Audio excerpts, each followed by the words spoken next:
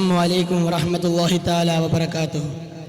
Bismillah walhamdulillah. Assalatu wassalamu ala ashraf rasulillah wa ala alihi wa sahbihi ajma'in, amma ba'd.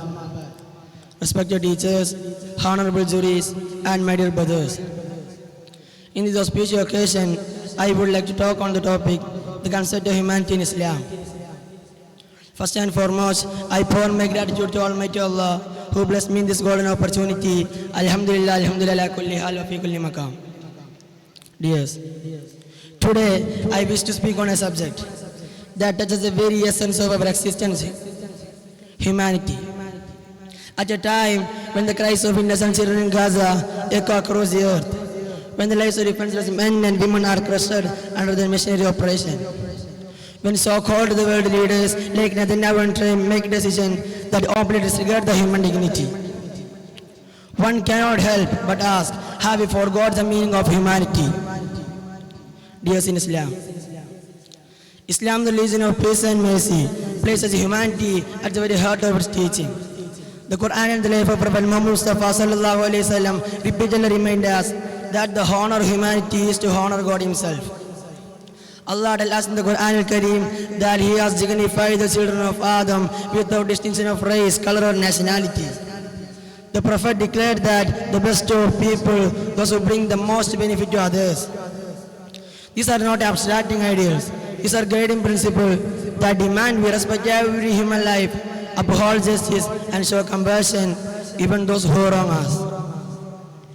Dears, yet today, we witness a world where these values are being trampled.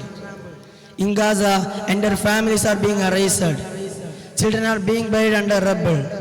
Mother hold lifeless infants in their arms. Father cry in silence because their home, dream, future have been stolen from them. What's more painful is that the international community, driven by the political interest and greed of power, either justifies or turn a blind eye to this horror. Where is the humanity when the leaders justify genocide? Where is the humanity when the suffering of innocent people is treated as a mere political strategy? Yes. To be a Muslim is to be a human. To be a human is to care for our neighbor regardless of their faith, to feed the hungry regardless of their background, and defend the oppressed regardless of their nationality. The decline of humanity we today is not because Islam has failed, but because we as a global society have abandoned the principle of justice, mercy and compassion, that Islam.